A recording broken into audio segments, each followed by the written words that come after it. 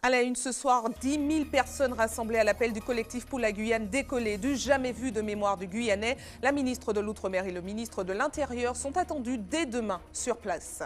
Le corps d'une femme retrouvée hier soir à Sainte-Marie a été identifié aujourd'hui. La quinquagénaire aperçue gisant sur les rives du Tombolo est originaire de Saint-Pierre. Une enquête a été ouverte pour déterminer les circonstances du drame. La zone de la Lézarde, plus embouteillée que jamais depuis la mise en service des feux du TCSP, le secteur est devenu un cauchemar pour les automobilistes. Les commerçants de la zone tirent la sonnette d'alarme. Et puis nous parlerons de l'utilisation des drones qui est très réglementée. Des formations sont proposées en Martinique pour connaître les conditions de survol de certaines zones. L'une d'entre elles est organisée cette semaine à Rivière-Salée. Enfin, Nausicaa Niasme est notre invité politique de ce mardi soir. Membre du comité de soutien de François Fillon en Martinique, il nous parlera du programme de son candidat. Bonsoir à tous et bienvenue dans cette tranche info que vous pouvez suivre en direct sur Facebook.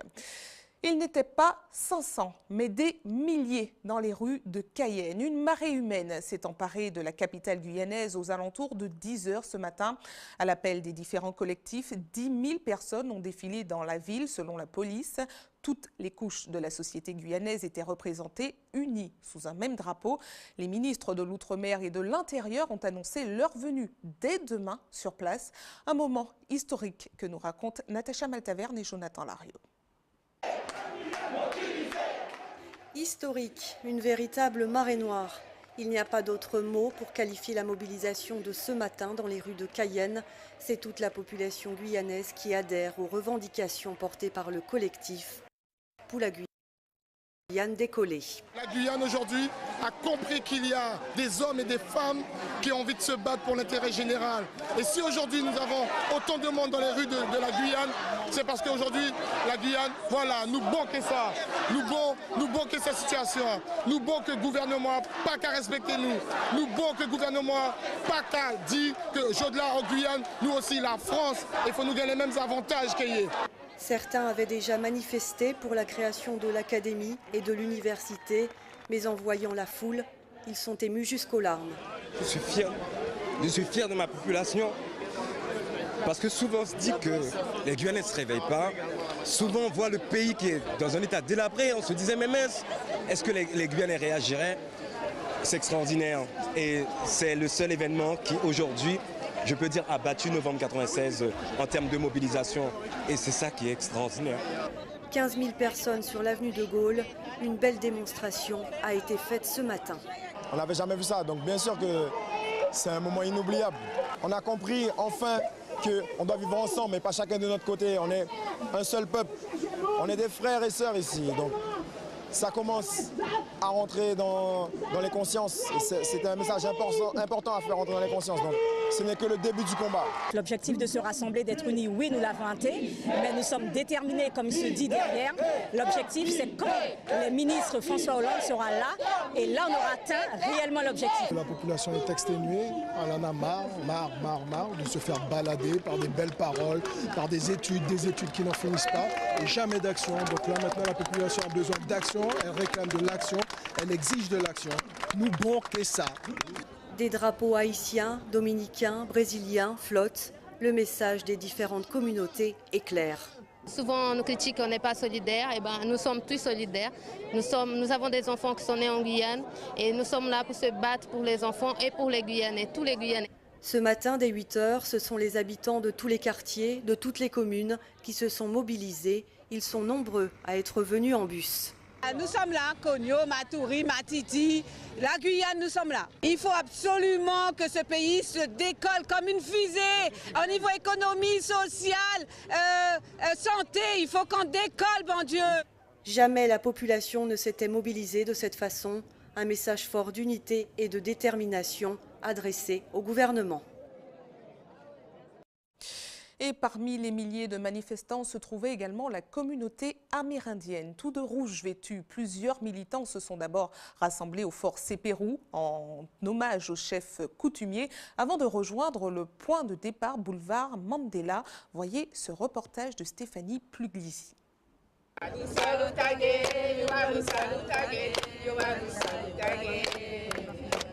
Un chant symbolique avant de commencer. Premier peuple de la Guyane, les communautés autochtones ont repris ce matin la place qui était la leur.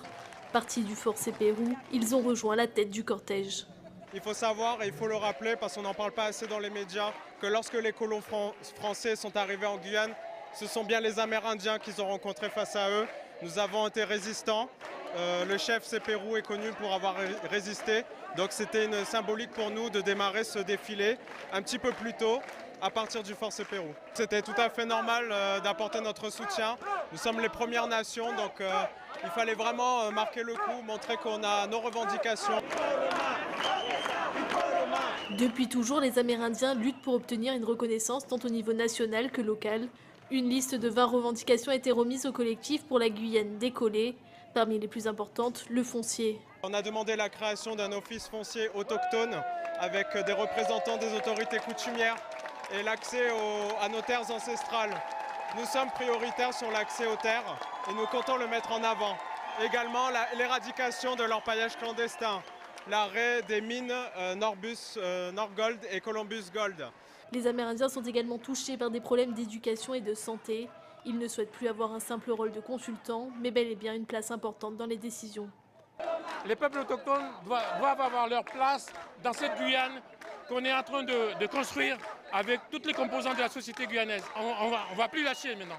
On va plus lâcher et je pense qu'on est suffisamment solidaires de tout l'ensemble de la Guyane pour qu'on puisse maintenant continuer à travailler et construire cette Guyane qu'on a envie de voir pluriculturelle et plurilinguistique. Ils viennent d'Awala, de Cayenne ou d'autres villages amérindiens. Tous ont répondu présents ce matin.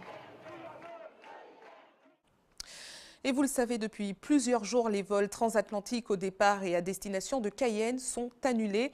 La compagnie Air France a décidé de transiter une partie des passagers long courrier via la Martinique. Par conséquent, 3 vols régionaux sont programmés entre Cayenne et Fort-de-France demain, mercredi et ce jeudi.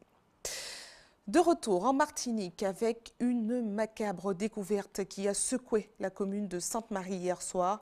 Le corps d'une femme d'une 50aine d'années a été retrouvé gisant sur les rives du Tombolo. La victime originaire de Saint-Pierre a été identifiée aujourd'hui par sa famille. Retour sur les faits avec Alizé Lutran et Guy Raphaël René. Il est aux alentours de 19 h hier. Comme chaque soir, Guy promène ses chiens le long du Tombolo lorsqu'au milieu du bras de sable, il découvre dans l'eau le corps sans vie d'une femme partiellement dénudée. C'était à peu près là. La tête de la personne était dans l'eau, un peu comme ça. Il donne immédiatement l'alerte. Les autorités arrivent rapidement sur place.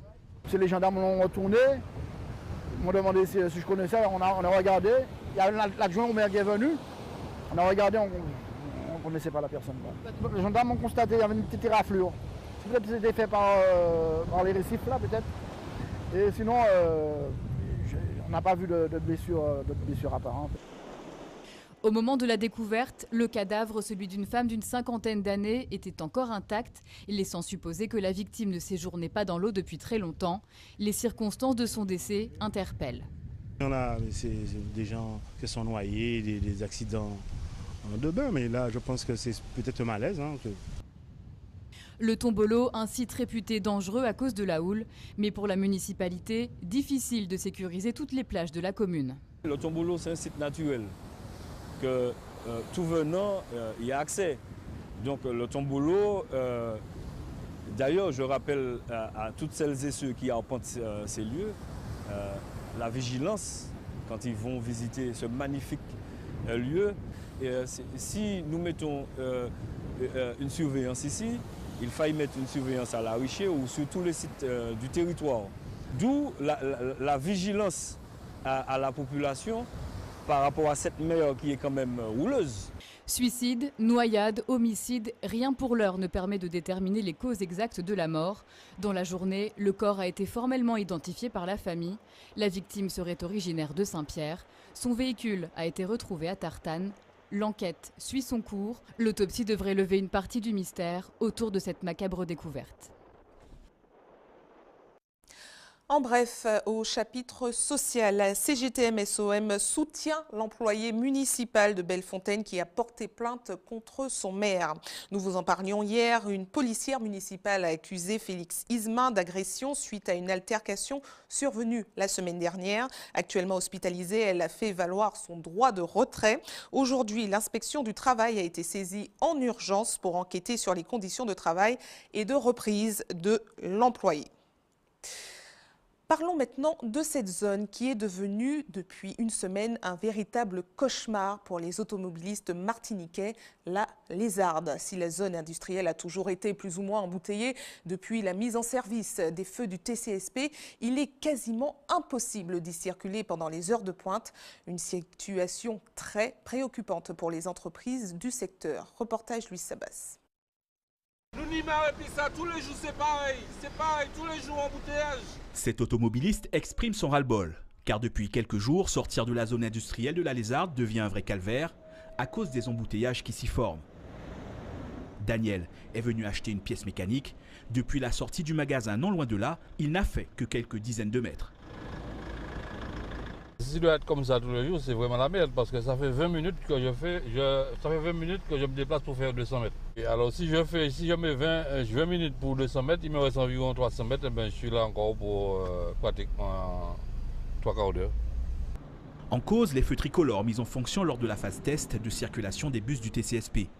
Si certains conducteurs reconnaissent leur utilité pour la sécurité, d'autres s'en passeraient volontiers. Je trouve ça incroyable, avec les feux du TCSP, c'est du n'importe quoi. Ça fait au moins 1 heure de temps que je suis là, en train d'attendre. Je pense que si nous ne trouvons pas moyen de faire un chemin pour sortir vers Renault, ça ne va pas passer.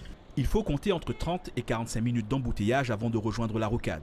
Une situation préoccupante pour les entreprises du secteur qui voient leur activité fortement perturbée. Marc Labaille, le président de l'association des copropriétaires de la zone de la Lézarde, alerte et juge cette situation intenable. Ce dernier aurait souhaité que les feux ne se déclenchent qu'à l'approche des bus. À la CFTU, on se penche sur le problème de la fluidité du trafic. Nous avons un régulateur, un contrôleur qui se sont déplacés pour voir et pour constater et pour éventuellement imaginer des solutions. L'échéance sera celle que des solutions qui seront apportées par les techniciens. Concrètement, il peut y avoir des solutions temporaires, provisoires ou partielles qui sont apportées. Là, dans l'immédiat, je ne saurais vous dire que nous sommes en capacité de restituer les choses ou d'améliorer les choses. Pas de solution dans l'immédiat. Les copropriétaires de la zone industrielle de la Lézarde, les 2000 salariés qui la fréquentent et les automobilistes doivent donc prendre leur mal en patience. Il ne reste plus qu'un mois avant les élections présidentielles. Certains candidats se détachent dans les sondages. Pour l'heure, les deux en tête sont Emmanuel Macron et Marine Le Pen. Les autres continuent plus que jamais le combat. C'est ce que nous allons voir à l'échelle locale avec l'un des membres du comité de soutien de François Fillon. Notre invité politique de ce mardi soir est Nausicaa Niazm. Bonsoir à vous. Bonsoir. Merci d'avoir accepté notre invitation. Alors, on ne va pas débattre sur les sondages puisqu'on sait déjà qu'on a eu tellement de surprises l'année dernière que les sondages ne sont peut-être plus valables. En revanche, il y a un sentiment qui se généralise de plus en plus de la part des électeurs, c'est le ras-le-bol de la politique. D'ailleurs, une récente étude IFOP a révélé que les Français étaient de plus en plus nombreux à vouloir se tourner vers le vote blanc. Est-ce que vous, en tant que membre de comité de soutien, vous entendez ce ras-le-bol et est-ce que vous le comprenez déjà ? Il y a d'abord un ras-le-bol qui se situe sur notre vie quotidienne, sur trop d'impôts, sur le problème du pouvoir d'achat. Et effectivement, c'est un problème qui est lié à la politique. Et moi, je crois qu'en fait, on ne se lasse pas des hommes politiques, des hommes et des femmes politiques, on se lasse simplement des programmes qui ne sont pas réalisés, et d'autant plus de ceux qui, une fois élus, ont oublié qu'ils ont été élus sur un programme, et donc il faut l'appliquer. Et cela, comme il y a tellement de tergiversation et tellement d'hésitation, voire de retrait, eh bien justement, quand il n'y a pas de solution, eh bien les gens, effectivement, sont dans le doute.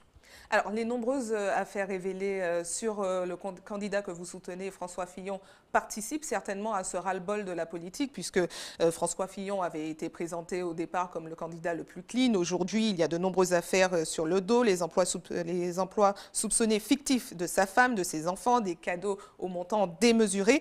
Malgré tout cela, il reste en course. Alors, on se demande aujourd'hui quel est le moral des troupes qui le soutiennent. Alors, nous sommes déterminés, comme notre candidat, à faire campagne parce que nous croyons que la politique, c'est les affaires de la cité. Il y a suffisamment de sujets qui préoccupent notre quotidien pour ne pas nous occuper des affaires. Mais comment accueillez-vous chaque révélation, nouvelle révélation? On se dit, c'est pas grave? J'ai envie de vous dire que certains s'intéressent à des feuilletons sans fin.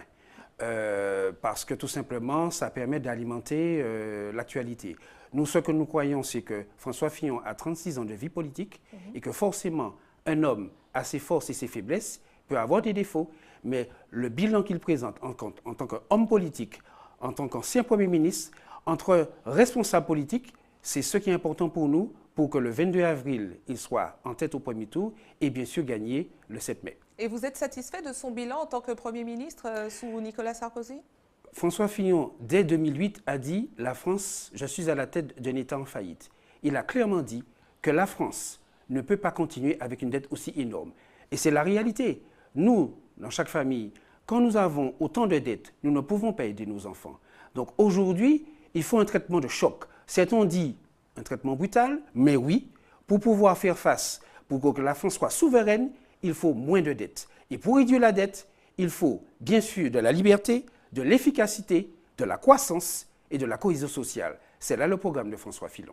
Alors, pour réduire la dette, justement, il propose, entre autres, le passage aux 39 heures pour les fonctionnaires. D'ailleurs, une vidéo de France 2 a fait le buzz récemment sur les réseaux sociaux où des aides-soignants d'une maison de retraite lui faisaient part de leurs difficultés au quotidien. François Fillon, lui, il soutenait, comme vous, qu'il faut réduire la dette, peu importe les difficultés.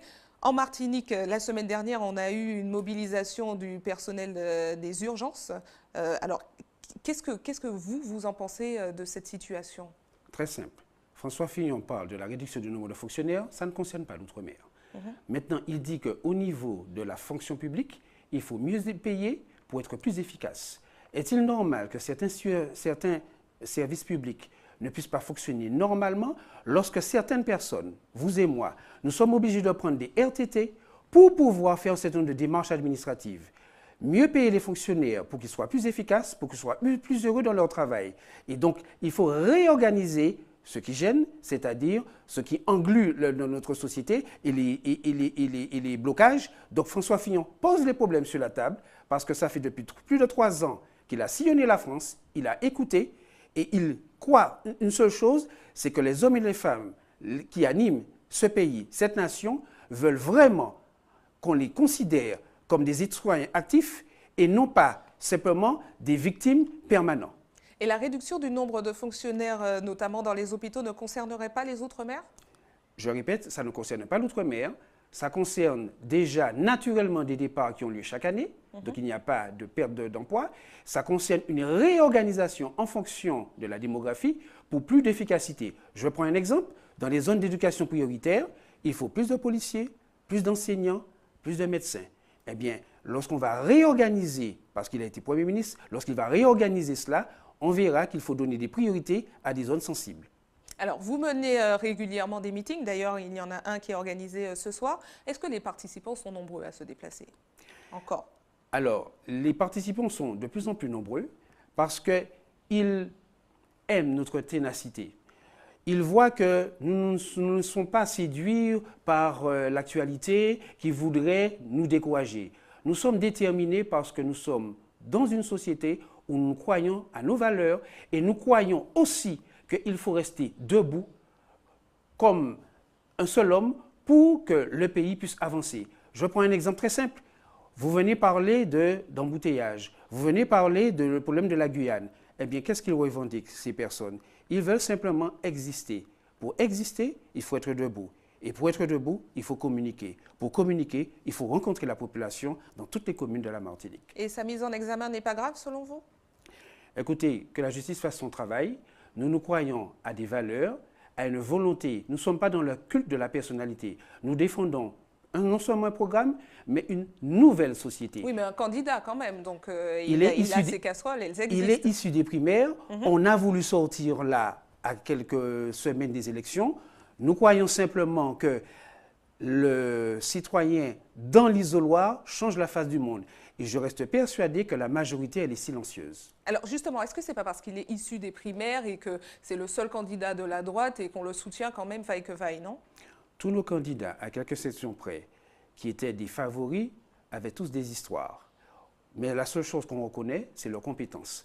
Alors, s'il y a des hommes qui ont des faiblesses, moi je vais vous dire une chose, retenez simplement que chaque fois qu'ils se relèvent, c'est pour avancer. Et donc ils sont animés d'une seule volonté, c'est leur servir leur pays.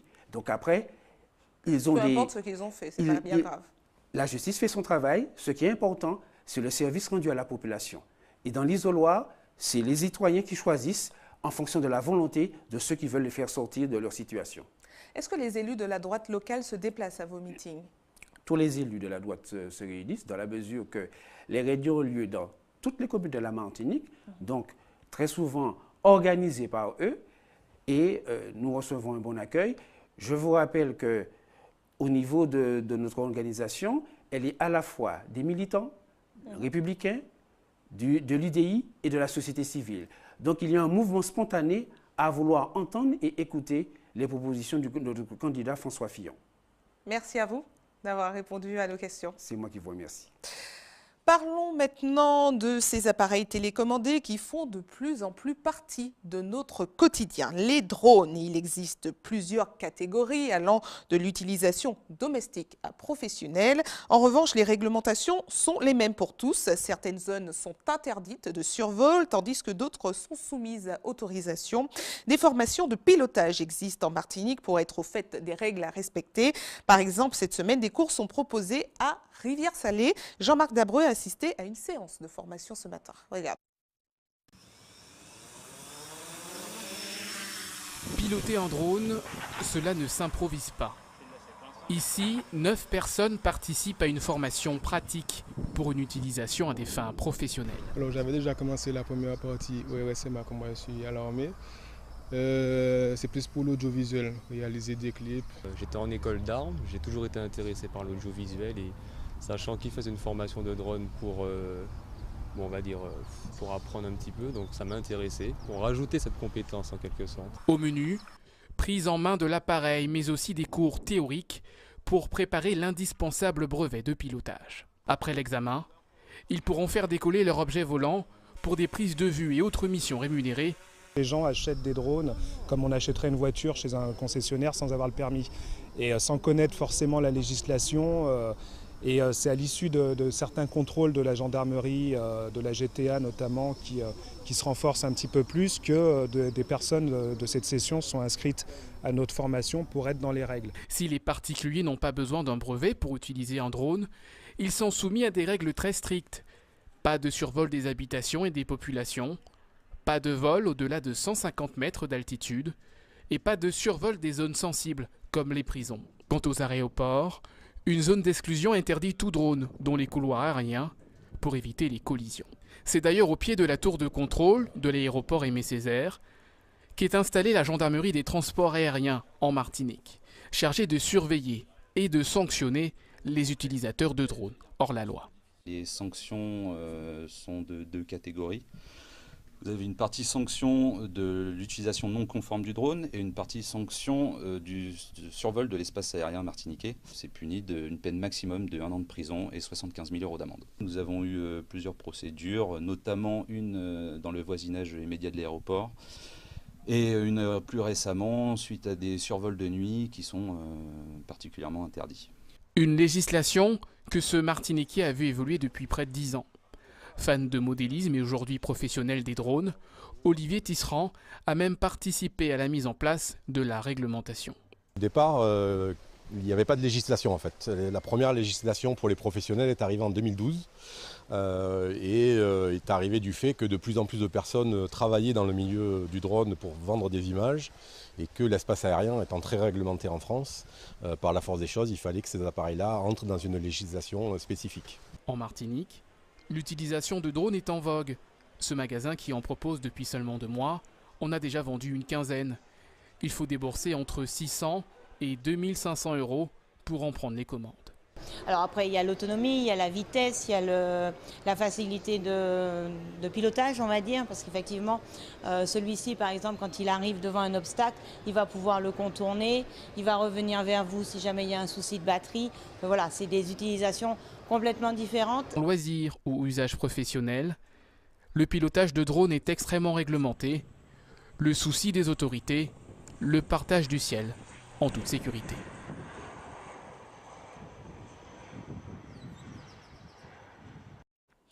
Restez avec nous à suivre dans un instant. Nous parlerons des mauvais chiffres de l'Université des Antilles. Entre 65 et 85% des étudiants y rateraient leur première année d'études. Dans notre JT des communes, nous irons au Robert où une maison menace de s'écrouler à cause d'un glissement de terrain. Le propriétaire est dans l'impasse aujourd'hui. Et puis nous irons à Trinité à la rencontre de Géronia qui a fêté ses 102 ans ce matin. Je vous le disais, ils sont entre 65 et 85% à rater leur première année universitaire au campus des Antilles.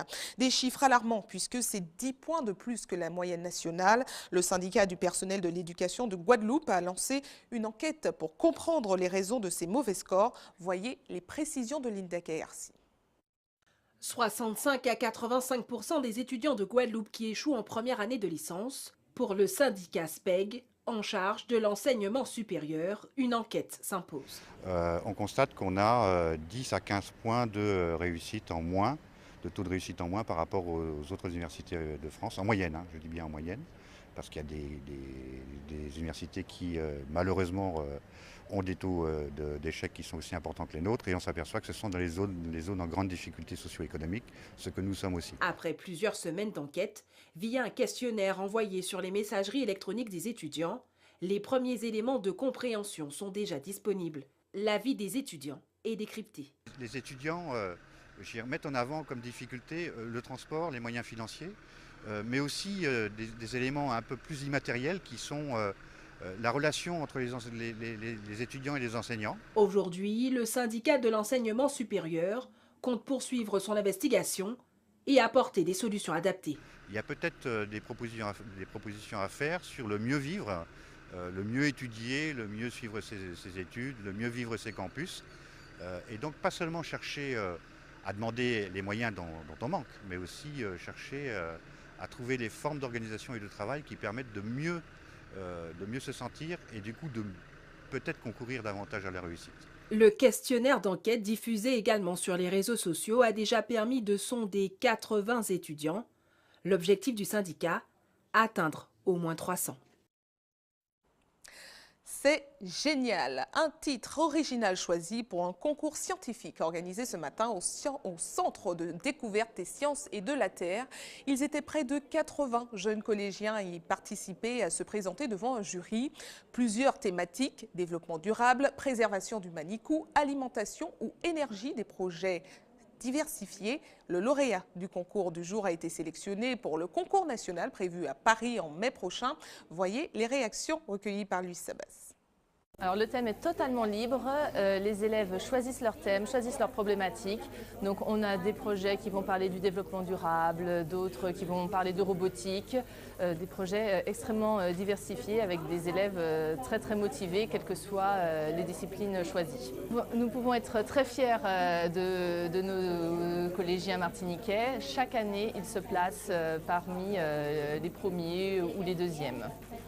Alors nous présentons avec notre c'est une prévention pour pouvoir sauver les manicous, un projet pour sauver les manicous. Parce que le manicou est un animal en danger, parce qu'il se fait souvent écraser par les voitures pendant la nuit, et comme il est ébloui par l'effort des voitures, je participe au projet pour les sauver déjà, et parce que c'est amusant. Je présente des expériences chimiques qui parlent aussi de manger, bouger. Moi j'aime beaucoup la science avec les expériences et tout ça. Et puis, nous avons choisi de réaliser un projet sur l'équilibre du plongeur, l'équilibre du poisson ou encore l'équilibre du sous-marin.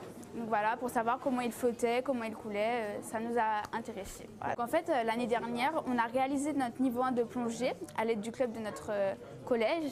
Et donc en fait, on s'est posé beaucoup de questions sur l'équilibre du plongeur ou encore les difficultés qu'il pouvait rencontrer sous l'eau. Et du coup, on a fait beaucoup de recherches sur le poisson ou encore le sous-marin qui est un objet vraiment général. Et donc, on a réalisé ces expériences et ces résultats qu'on expose aujourd'hui. Information de dernière minute, la gendarmerie lance un appel à témoins suite à la découverte du corps d'une femme au Tombolo à Sainte-Marie. Nous vous en parlions en début d'édition. Elle est vêtue d'un chemisier blanc à dentelle et d'une jupe blanche. Elle mesure 1,65 m, les cheveux noirs mi-longs de corpulence moyenne. Elle a pu circuler entre les communes du Carbet, de la Trinité, dont Tartane, et de Sainte-Marie entre le dimanche 26 mars et le lundi 27 mars, soit au volant d'une Dacia Sandero beige, soit en transport en commun ou à pied.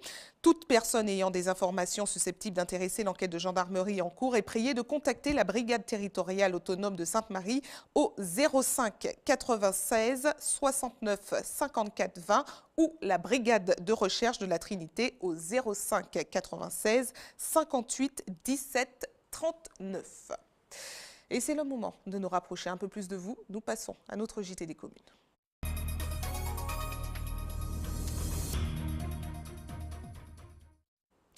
Un JT des communes qui commence au Robert où une maison menace de s'écrouler à cause du glissement de terrain sur lequel elle a été bâtie. Les propriétaires ne savent plus où donner de la tête. Leur assurance ne semble pas leur apporter de solutions concrètes. Que faire aujourd'hui? Déménager ou rester? Hubert Bornil et Valérie Vincent se sont rendus sur place. Regardez. Cette affaire rappelle étrangement ce qui s'était passé au Soleil Levant, lotissement Soleil Levant au François, il y a quelques années. Dans cette charmante demeure de la Pointe-Savane, le couple Adé vit des heures terribles à cause de ce glissement de terrain justement. Depuis 2004, suite à un long épisode pluvieux, cette maison d'habitation construite sur un terrain de 4 hectares est devenue un vrai cauchemar pour ses occupants. Est-ce qu'on peut dormir et puis on comme ça? Tu sais même pas si pendant que tu dors ou près de qu'on les caille mon enfant. Le pire, c'est pas la mienne. Moi, je te dis que, bon, le bon Dieu m'a donné ça, en vivant d'idée. Mais c'est le gars qui en bas. Le gars n'a pas demandé ça, regarde la maison là. Quelle est exactement l'origine du problème? Difficile à dire. En tout cas, quelques hypothèses ont été avancées. On parle des écoulements d'eau usée depuis le chemin. Au pire, une source souterraine. C'est un torrent qui a provoqué, parce que ça, c'est causé. En bas, il fait alors la route, il n'y a rien qu'à Tchébi. Le mur a glissé, il rachait ça. C'est avec un certain vague à l'âme que l'homme regarde impuissant l'état du terrain sur lequel il a construit quelques années auparavant. Tout à l'heure, ce sera la saison des pluies. Alors, qui ça m'a fait? Ma tête là, tu as vu ça? Ça fait 40 mètres de long sur 30 mètres de large. Qu'est-ce que je fais avec ça? Le couple Adé est aujourd'hui retraité et comme on peut l'imaginer, cette situation vient considérablement perturber leur vie. Plusieurs constats d'experts ont été faits, la mairie informée, mais à ce jour, la décision d'indemniser n'a toujours pas été prise. Jusqu'à maintenant, je n'ai rien vu. Je n'ai pas attendu parler d'IO, rien. Ce que j'ai été obligé de faire, je suis allé chercher un avocat. Je obligé de prendre un avocat pour dire que ça m'a fait. Monsieur Adé, qu'est-ce qu'on peut vous souhaiter? Bon courage et puis surtout, comme on dit, on garde l'espoir. Ok. Bon courage. Okay. À bientôt. Ouais.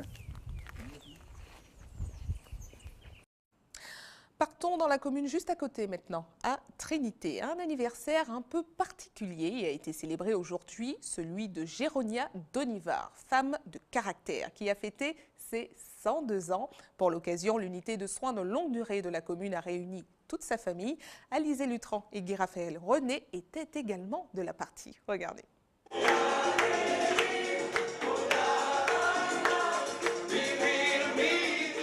C'est entouré de ses proches et du personnel que Géronia a célébré son 102e anniversaire. Une centenaire vigoureuse, entraînée par l'ambiance à l'image de ce qu'elle a été dans le passé, selon ses proches. C'était une femme très dynamique, qui savourait beaucoup ses plantes. C'était une maison fleurie, sa nourriture très fraîche, pas de congelé, pas de surgelé. Déjà, il n'y en avait pas, donc elle a continué son mode de vie. Et c'est un réel plaisir pour elle de recevoir ses parents en faisant la cuisine ancienne.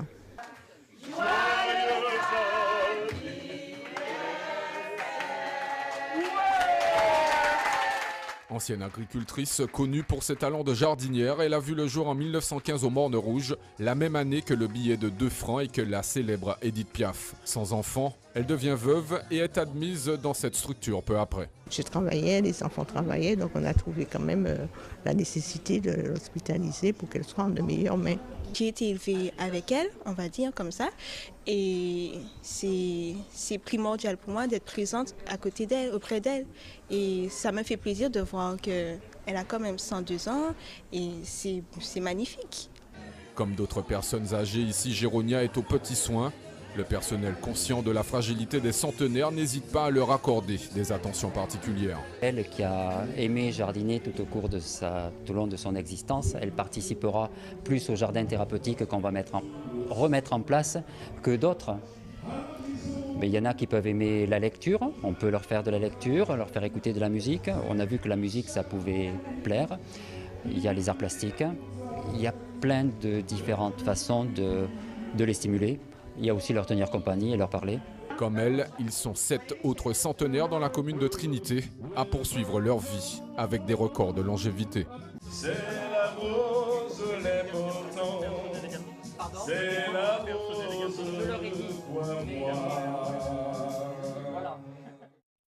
Et encore joyeux anniversaire. Information pratique pour ceux qui souhaitent faire un don de sang demain. Un camion de l'EFS sera stationné comme chaque mercredi sur le parking du centre commercial La Galeria de 9h à 14h. Comme chaque jour ouvré, une équipe sera également à votre disposition de 9h à 16h à la maison du don au CHU Pierre Zobda-Kitman au quartier Laménard à Fort-de-France. Et c'est la fin de votre journal local et régional. Mais ne bougez pas, on se retrouve dans quelques instants avec Antje Pays. À tout de suite.